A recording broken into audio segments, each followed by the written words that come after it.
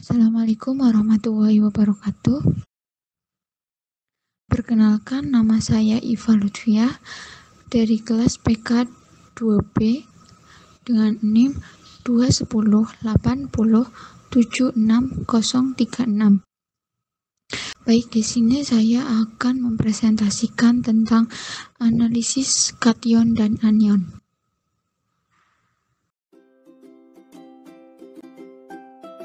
Yang pertama akan kita bahas yaitu tentang analisis kimia. Di dalam kimia, analisis itu dibagi menjadi dua. Yang pertama yaitu analisis kualitatif dan yang kedua yaitu analisis kuantitatif. Analisis kualitatif sendiri yaitu bertujuan untuk mengidentifikasi komponen dalam zat kimia. Data yang dihasilkan dalam analisis kualitatif yaitu data kualitatif seperti terbentuknya endapan, timbulnya warna, dan timbulnya gas. Data yang diperoleh merupakan indikasi kasar dari komponen penyusun analit. Biasanya digunakan sebagai langkah awal untuk analisa kuantitatif. Dalam analisis secara modern yang menggunakan instrumen, maka analisis kualitatif dan analisis kuantitatif dapat dilakukan secara bersamaan, sehingga waktu dan biaya analisis dapat diminimalkan dan perolehan data lebih akurat. Yang kedua yaitu ada analisis kuantitatif. Digunakan untuk mengetahui kuantitas dari setiap komponen yang menyusun analit. Data yang dihasilkan adalah data numerik yang memiliki satuan tertentu, seperti satuan volume, satuan berat, dan satuan konsentrasi, dan lain-lain.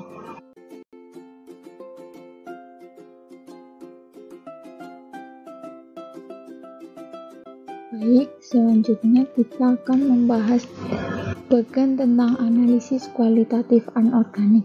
Analisis kualitatif anorganik sendiri dibedakan menjadi dua. Yang pertama yaitu metode analisis modern atau instrumen, dan yang kedua yaitu metode analisis sederhana atau klasik.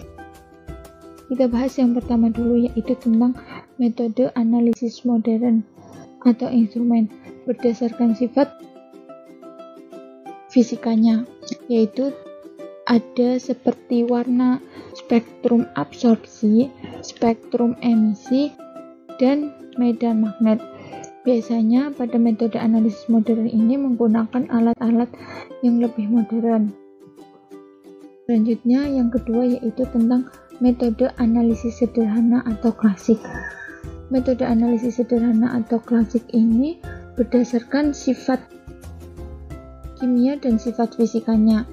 Yang pertama berdasarkan sifat kimianya, yaitu seperti reaksi pengendapan, reaksi asam basa, reaksi redoks, dan reaksi pembentukan senyawa kompleks.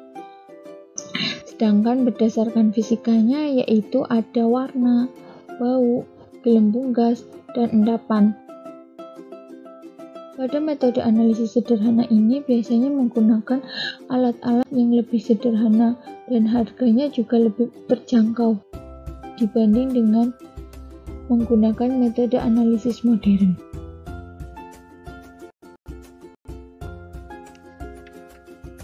Baik, analisis kation. Analisis kation memerlukan pendekatan yang sistematis. Umumnya dilakukan dengan dua cara, yaitu pemisahan dan identifikasi atau pemastian. Pemisahan dilakukan dengan cara mengendapkan suatu kelompok kation dari larutannya. Kelompok kation yang mengendap dipisahkan dari larutan dengan cara sentrifuge dan menuangkan filtratnya ke tabung uji yang lain. Larutan yang masih berisi sebagian besar kation kemudian diendapkan kembali membentuk kelompok kation baru. Jika dalam kelompok kation yang terendapkan masih berisi beberapa kation, maka kation-kation tersebut dipisahkan lagi menjadi kelompok kation yang lebih kecil. Demikian seterusnya, sehingga pada akhirnya dapat dilakukan uji spesifik untuk satu kation.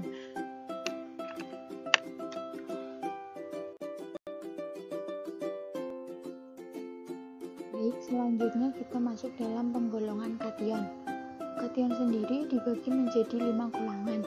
Yang pertama ada golongan 1. Kation golongan ini membentuk endapan dengan asam klorida encer. Untuk ion-ion golongan ini ada timbel, merkuri 1 atau raksa, dan perak. Kemudian ada golongan 2. Kation golongan ini tidak bereaksi dengan asam klorida, tetapi membentuk endapan dengan hidrogen sulfida dalam suasana asam mineral encer. Untuk ion-ion golongan ini ada merkurium 2, tembaga, bismut, kadmium, arsenik 3, arsenik 5, stibium 3, stibium 5, timah 2, dan timah 3 dan 4. Keempat ion yang pertama merupakan subgolongan 2A dan keenam yang terakhir merupakan subgolongan 2B. Sementara sulfida dari kation dalam golongan 2A tidak dapat larut dalam amonium polisulfida, tetapi sulfida dari kation dalam golongan 2B justru dapat larut. Kemudian ada golongan 3. Kation golongan ini tidak bereaksi dengan asam klorida encer ataupun dengan hidrogen sulfida dalam suasana asam mineral encer. Namun, kation ini membentuk endapan dengan amonium sulfida dalam suasana netral atau amoniakal. Kation-kation golongan ini ada kobalt 2, nikel 2, besi 2, besi 3, kromium 3, aluminium, zinc, dan mangan 2.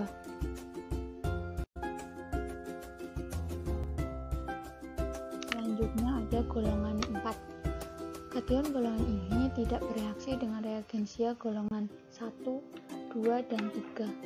Kation-kation ini membentuk endapan dengan amonium karbonat dengan adanya amonium klorida dalam suasana netral atau sedikit asam. Kation-kation ini adalah kalsium, strontium, dan barium. Beberapa sistem klarifikasi golongan meniadakan pemakaian amonium klorida di samping amonium karbonat sebagai reagensia golongan. Dalam hal ini, magnesium harus juga dimasukkan ke dalam golongan ini. Tetapi karena dalam pengerjaan analisis yang sistematis, amonium klorida akan terdapat banyak sekali ketika kation-kation golongan keempat hendak diendapkan, adalah lebih logis untuk tidak memasukkan magnesium ke dalam golongan 4. Yang terakhir yaitu ada golongan 5. Kation-kation yang umum yang tidak bereaksi dengan reagensia golongan sebelumnya merupakan golongan kation yang terakhir, yang meliputi ion-ion magnesium, natrium, kalium, amonium, litium, dan hidrogen. Sistem golongan kation ini dapat diperluas sehingga meliputi juga ion-ion yang kurang begitu umum. Klasifikasi ion-ion ini berikut reaksinya akan diberikan dalam bab selanjutnya.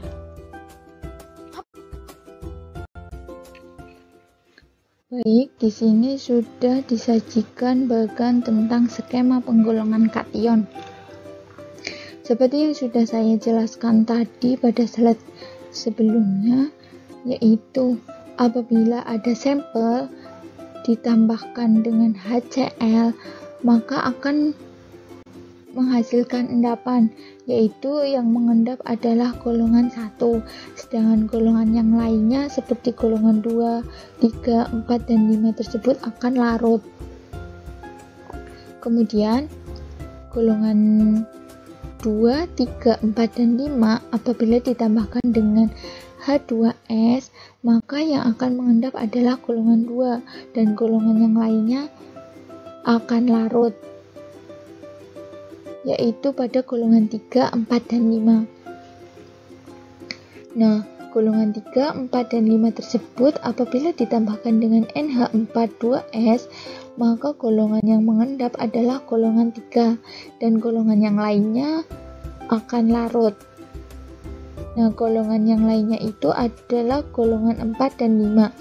Golongan 4 dan 5 apabila ditambahkan dengan NH4 2 kali CO3, maka akan menghasilkan endapan pada golongan 4, sedangkan golongan yang kelima itu akan larut.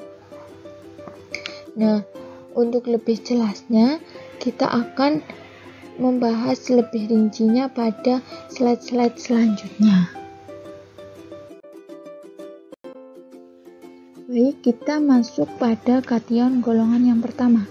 Kation golongan yang pertama ini terdiri dari Ag+, Hg+, dan Pp2+.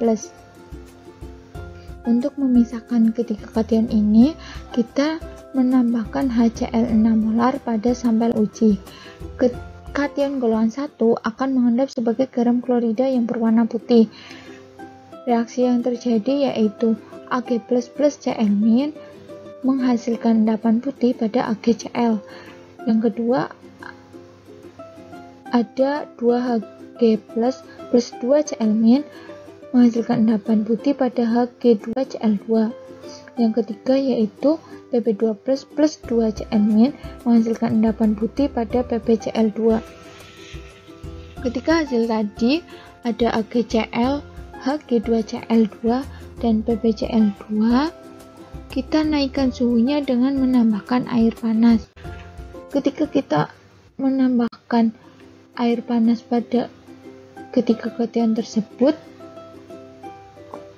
yang akan larut yaitu hanya kation PbCl2, sedangkan dua kation yang lainnya yaitu akan mengendap, yaitu pada kation Hg2Cl dan AgCl. Untuk mengidentifikasi adanya Pp2+ pada PbCl2 itu kita menggunakan dua reagen. Yang pertama yaitu ada H2SO4. Ketika Pp2+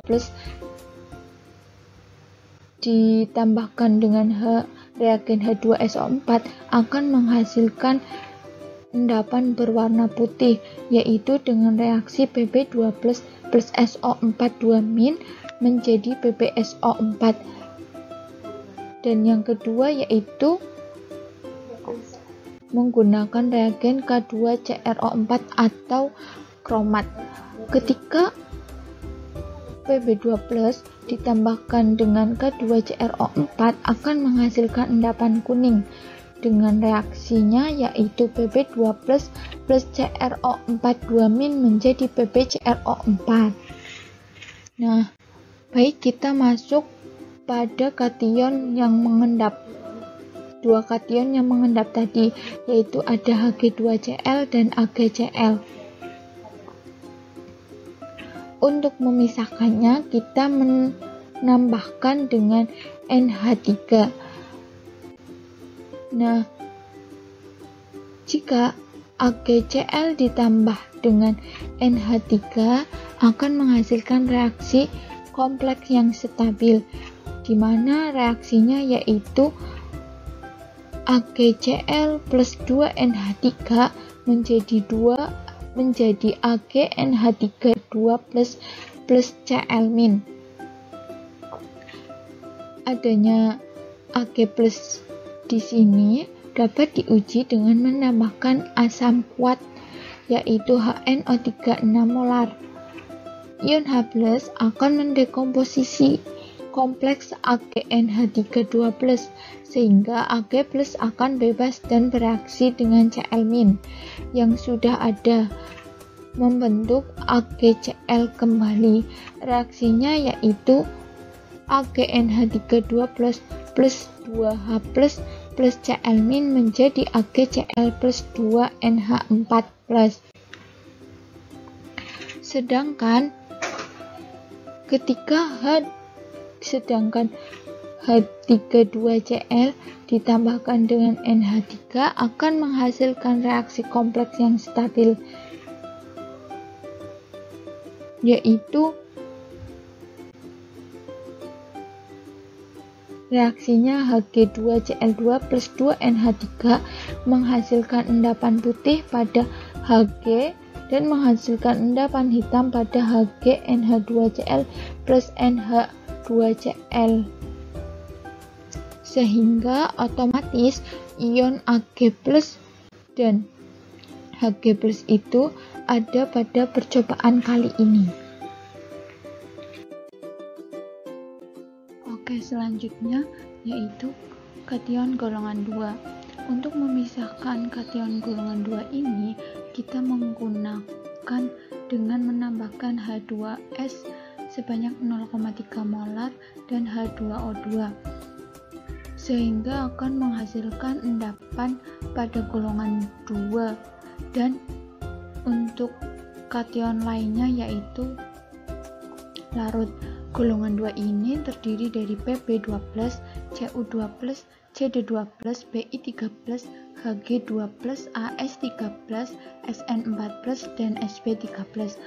Untuk memisahkan golongan 2 ini dengan menambahkan amonium sulfida atau polisulfida, sehingga akan menghasilkan 2 subgolongan, yaitu subgolongan tembaga dan subgolongan arsen.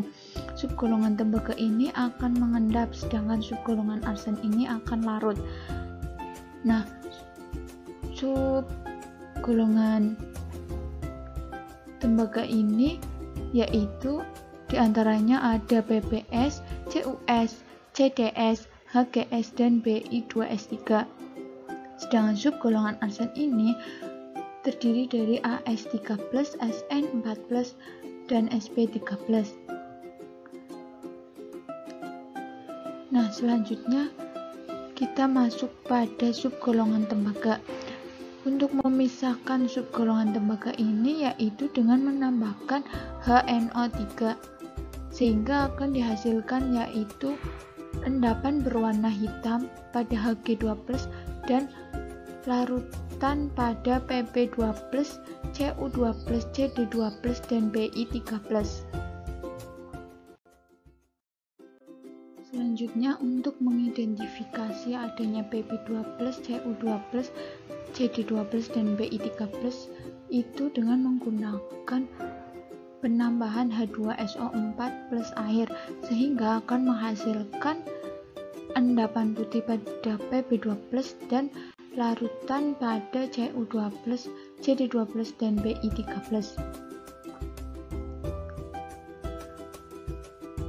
Kita bahas untuk larutan Cu2+, Cd2+, dan Bi3+. Untuk mengidentifikasi adanya Cu2+, Cd2+, dan Bi3+, yaitu dengan menambahkan NH4OH, sehingga akan diperoleh berupa yang pertama yaitu endapan CuOH2, yaitu endapan berwarna biru, dan CdOH2 yaitu endapan berwarna putih, dan BiOH3 yaitu endapan berwarna putih. Untuk mengidentifikasi adanya Cu2+ sendiri yaitu dengan mereaksikan CuOH2 ditambah dengan NH4OH berlebih, sehingga akan menghasilkan CuNH3 4x2+, yaitu larutan biru gelap. Untuk lebih spesifiknya lagi yaitu dengan melakukan uji spesifik dengan menambahkan FeCN6x3-, sehingga akan menghasilkan endapan berwarna merah pada Cu2 FeCN6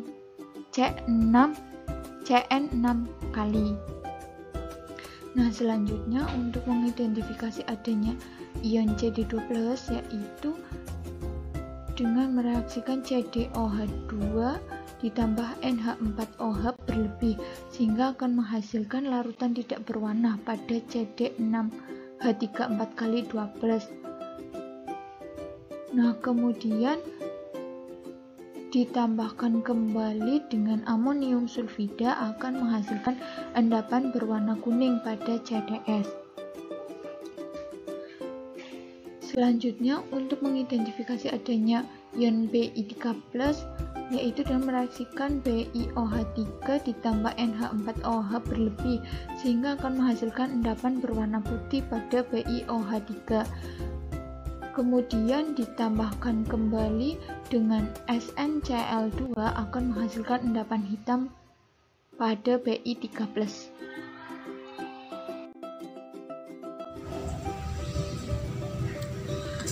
Baik, kita masuk pada kation golongan 3. Kation golongan 3 membentuk sulfida yang lebih larut dibanding kation golongan 2. Karena itu, untuk mengendapkan kation golongan 3 ini sebagai garam sulfida, konsentrasi ion H+ dikurangi menjadi sekitar 10⁻⁹ molar atau dengan pH 9. Hal ini dapat dilakukan dengan menambahkan amonium hidroksida dan amonium klorida, kemudian dijenuhkan dengan H2S. Dengan demikian, konsentrasi S2- akan meningkat dan cukup untuk mengendapkan kation golongan 3 saja, dan kation golongan yang lain akan larut. Untuk memisahkan kation golongan 3 ini yaitu dengan menambahkan NaOH. Kation golongan 3 ini terdiri dari Al3+, Cr3+, CO2+, Fe2+, Ni2+, Mn2+, dan Zn2+. Dengan menambahkan NaOH akan memisahkan yaitu subgolongan aluminium dan subgolongan nikel, hidroksida aluminium, kromium, dan seng bersifat amfoter sehingga larut dengan NaOH. Sedangkan hidroksida besi, mangan, kobalt, dan nikel tidak bersifat amfoter sehingga kation tersebut tidak akan larut dengan NaOH. Hal ini yang mendasari pemisahan kedua subgolongan dalam kation golongan 3 ini. Oke, kita yang pertama yaitu mengidentifikasi adanya besi. Mengidentifikasi adanya besi dapat dilakukan dengan beberapa cara, yaitu yang pertama dengan menambahkan kalium heksasionoferat 2 atau K4FeCN6 yang akan menghasilkan endapan berwarna biru Prussian. Nah, yang kedua yaitu dengan menambahkan kalium tiosianat atau KSCN akan menghasilkan larutan berwarna merah pada FeSCN63-. Selanjutnya, untuk mengidentifikasi kobalt itu dilakukan dengan reaksi yang sama pada besi, yaitu dengan menambahkan KSCN dalam alkohol sehingga akan menghasilkan warna larutan biru.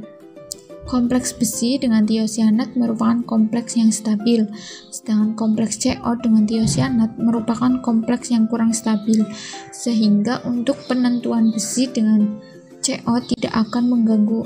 Tetapi untuk identifikasi CO harus ditambahkan NaF untuk mengkompleks Fe menjadi FeF63- yang tidak berwarna, sehingga tidak mengganggu kompleks CO tiosianat. Nah, selanjutnya yaitu identifikasi Ni. Identifikasi Ni dapat dilakukan dengan menambahkan NH3. Jika pada penambahan ini terbentuk endapan hidroksida besi dan mangan, sentrifus dan dekantasi, pada filtrat yang tidak berwarna ditambahkan dimetil glioksim sehingga akan menghasilkan endapan berwarna merah dari NiC8H14N4O4 atau nidimetil glioksim. Nah, hal tersebut akan menunjukkan adanya Ni. Kemudian, identifikasi mangan. Mangan dapat diidentifikasi dengan mengoksidasi menjadi MnO4 yang berwarna ungu dengan menambahkan natrium bismutat atau NaBiO3 dalam asam nitrat. Selanjutnya yaitu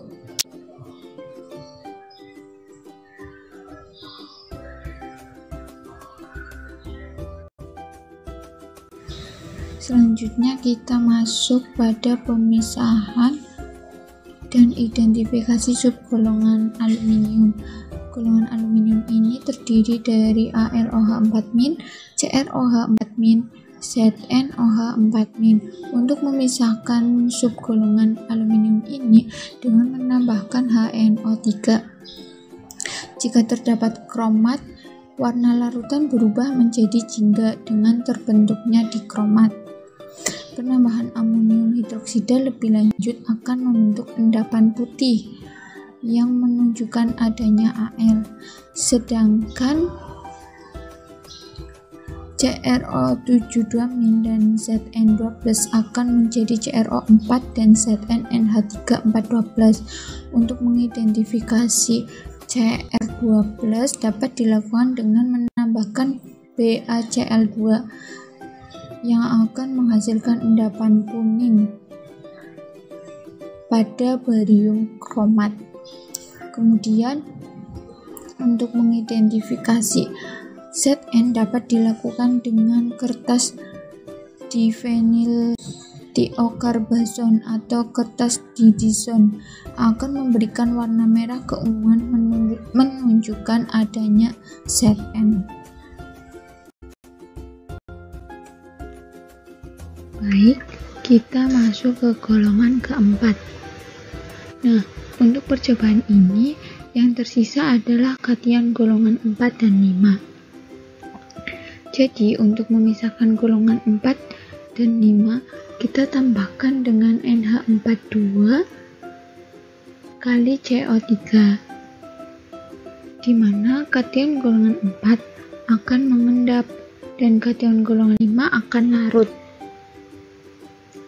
Kation golongan 4 ini terdiri dari Ba2+, Ca2+, dan Sr2+. Untuk memisahkan kation golongan 4 ini, kita tambahkan kalium kromat, di mana Ba2+ tidak larut dan Ca2+, Sr2+ itu larut. Oke, kita masuk dulu ke Ba2+. Nah, Ba2+ akan mengendap. Hal ini bisa diperkuat dengan menambahkan NH42 kali SO4, di mana akan dihasilkan endapan putih yaitu pada BaSO4. Nah, sehingga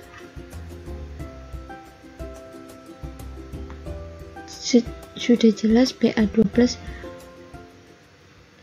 terdapat pada kation golongan 4. Selanjutnya kita masuk pada Ca2+ dan Sr2+, di mana kita bisa mengidentifikasinya dengan menambahkan NH42 kali SO4 plus NaS2O7.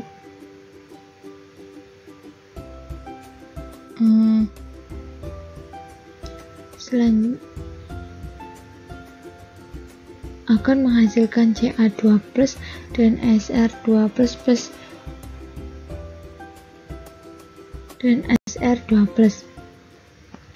di mana Ca2+ itu dapat diidentifikasi dengan menambahkan NH42 kali C2O4 dan CH3COOH dipanaskan akan menghasilkan endapan putih dengan reaksi Ca2+ plus C2O4 menjadi CaC2O4.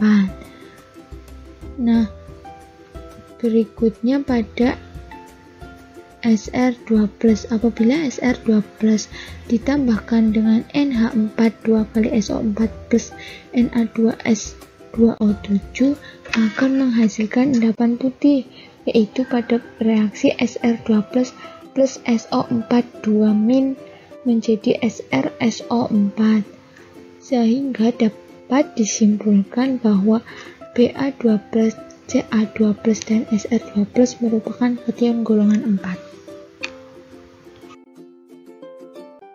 Baik, kita masuk ke kation golongan 5 yang tadi larut dengan penambahan kalium karbonat. Nah, untuk anggota dari kation golongan 5 ini ada Mg2+, Na+, K+, dan NH4+.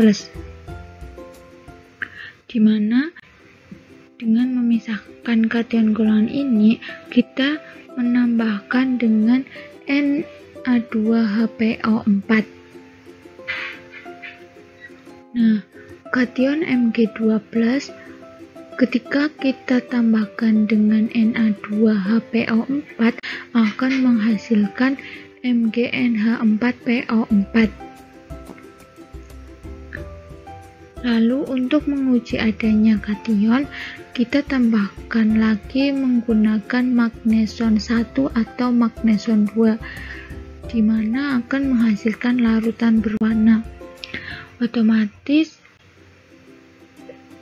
larutan Mg2+ ini pada kation golongan 5 memang ada. Selanjutnya kita masuk pada Na+ dan K+.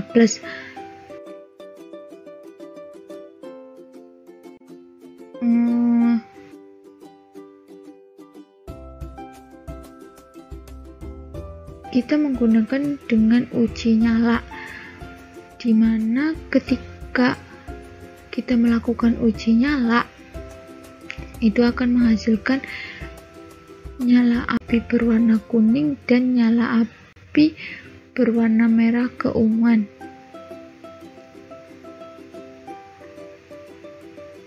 Untuk mengidentifikasinya yaitu pada Na+ kita tambahkan dengan C4H6O6UZN, yaitu reaksinya adalah NaZnUO2 3 kali CH3COO 9 kali dikali 9H2O akan menghasilkan endapan kuning. Kemudian pada uji nyala K+, kita identifikasi dengan menambahkan Na3CONO2 6 kali akan menghasilkan K3CONO2 6 kali, yaitu endapan kuning.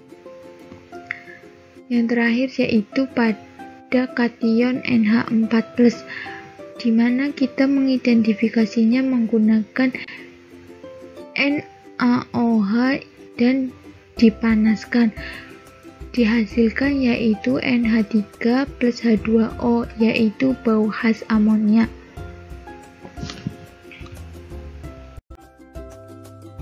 Baik, selanjutnya yaitu analisis anion.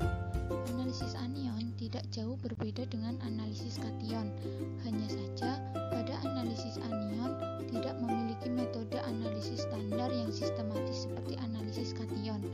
Uji pendahuluan awal pada analisis anion juga berdasarkan pada sifat fisika seperti warna, bau, terbentuknya gas, dan kelarutannya. Beberapa anion menghasilkan asam lemah volatil atau dioksidasi dengan asam sulfat pekat, seperti dapat dilihat pada tabel berikut. Yang pertama ada anion Cl-. Pengamatannya terdapat gelembung, tidak berwarna, bau menusuk, menghasilkan asap putih pada udara lembab, dan menghasilkan lakmus biru menjadi merah. Reaksinya yaitu NaCl plus H2SO4 menjadi NaHSO4- plus HCl. Yang kedua yaitu ada anion Br-. Pengamatannya bergelembung, berwarna coklat, bau menusuk, berasap, lakmus biru menjadi merah. Reaksinya yang pertama ada NaBr plus 2H2SO4 menjadi HBr plus NaHSO4-. Yang kedua yaitu 2HBr plus H2SO4 menjadi Br2 plus SO2 plus 2H2O. Yang ketiga ada anion imin. Pengamatannya yaitu bergelembung, terdapat uap ungu jika dipanaskan, dan menghasilkan bau seperti H2S. Reaksinya yaitu yang pertama ada NaI plus H2SO4 menjadi NaHSO4 plus HI. Yang kedua yaitu H2SO4 plus HI menjadi H2S plus 4H2O plus 4I2. Yang keempat ada anion S2-. Pengamatannya yaitu bau khas gas H2S. Reaksinya yaitu ZnS plus H2SO4 menjadi ZnSO4 plus H2S. Yang kelima ada anion CO3-2-. Pengamatannya bergelembung, tidak berwarna dan tidak berbau.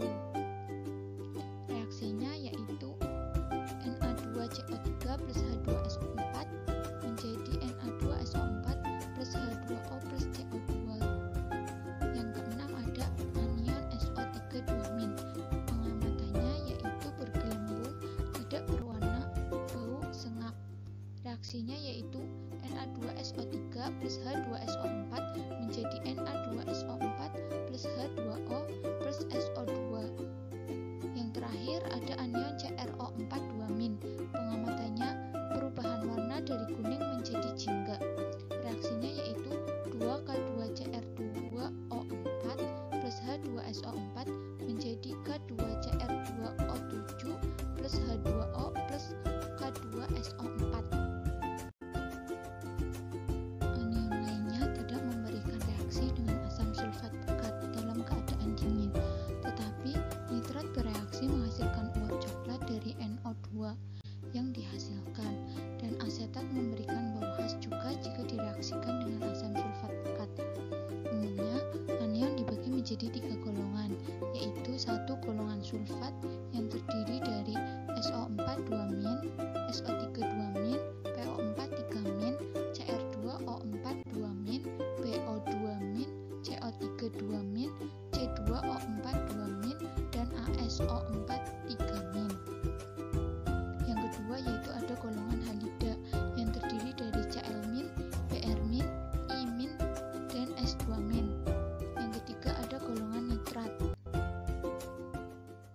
yaitu ada NO3-, NO2-, dan C2H3O2-. Garam BaSO4, BaSO3, Ba2PO4 3 kali, BaCr2O4, BaBO2 2 kali, BaCO3, BaC2O4, dan Ba3ASO4 2 kali tidak larut dalam air kondisi basah, sedangkan garam barium anion lainnya mudah larut. Berdasarkan sifat tersebut, maka pemisahan dan identifikasi untuk golongan sulfat dapat dilakukan dengan penambahan reaksi BaCl2, kecuali barium kromat yang berwarna kuning. Garam barium lainnya berwarna putih. Baik, untuk pemisahan anion itu kan tidak memiliki metode analisis yang standar seperti pada kation. Nah, pada slide ini akan dijelaskan tentang pengujian pendahuluan pada anion, tetapi seharusnya setelah pengujian pendahuluan pada anion selesai, perlu dilakukannya uji spesifik untuk membuktikan adanya anion pada setiap larutan. Oke, langsung saja kita masuk pada bagan anion ini. Ketika ada anion ditambahkan dengan BaCl2 dan NH4OH, akan terjadi pemisahan golongan sulfat dan golongan halida dan nitrat. Nah, golongan sulfat sendiri akan mengendap, sedangkan golongan halida dan nitrat akan larut. Nah, si golongan sulfat ini akan membentuk garam barium, yaitu ada BaSO4, BaSO3, BaPO4 4 kali, BaCr2O4, BaBO2 2 kali, BaCO3, BaC2O4, dan BaASO4 2, di mana garam ini tidak larut dalam air kondisi basah. Nah, sedangkan garam barium anion lainnya mudah larut. Berdasarkan sifat tersebut, maka pemisahan dan identifikasi untuk golongan sulfat dapat dilakukan dengan menambahkan bereaksi BaCl2, kecuali pada barium kromat yang berwarna kuning. Garam barium lainnya berwarna putih. Oke, kita masuk ke dalam golongan halida dan nitrat. Ketika golongan halida dan nitrat ditambahkan dengan AgNO3 dan HNO3 dipanaskan, maka akan memisahkan golongan halida dan golongan nitrat. Golongan halida sendiri akan mengendap dan golongan nitrat itu akan larut. Golongan halida menghasilkan garam perak seperti AgCl putih, AgBr kuning, AgL kuning muda, dan Ag2S hitam. Sedangkan golongan nitrat itu larut. Anion yang tidak menunjukkan uji yang positif untuk kedua golongan ini di atas kemungkinan mengandung anion golongan nitrat. Jika sampel mengandung beberapa kation, maka uji pendahuluan di atas tidak cukup untuk menentukan ada atau tidaknya suatu anion. Karena itu, setelah pengujian pendahuluan dilakukan, maka perlu juga dilakukan uji spesifik untuk tiap anion. Berikut ini ada contoh uji spesifik beberapa anion. Yang pertama yaitu sulfat. Ambil 1 mili sampel, tambahkan asam dan BaCl2. Jika terbentuk endapan putih, maka anion sulfat ada. Yang kedua yaitu kromat. Perhatikan filtrat pada uji 1. Jika berwarna kuning, maka anion kromat ada. Tambahkan pada filtrat Pb nitrat. Jika terbentuk endapan kuning, maka kromat ada. Yang ketiga yaitu nitrat. Ambil 1 mili sampel, tambahkan 2 mili asam sulfat pekat. Miringkan tabung uji sehingga membentuk sudut 30 derajat Celcius.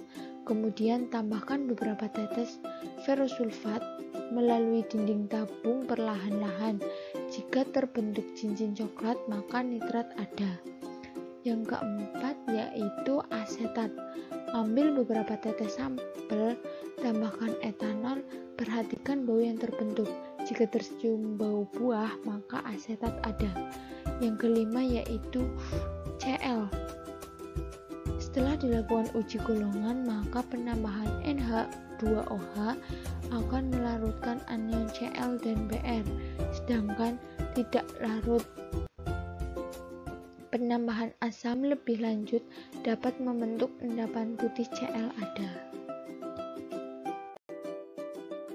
Baik, sekian dari saya. Kurang lebihnya mohon maaf.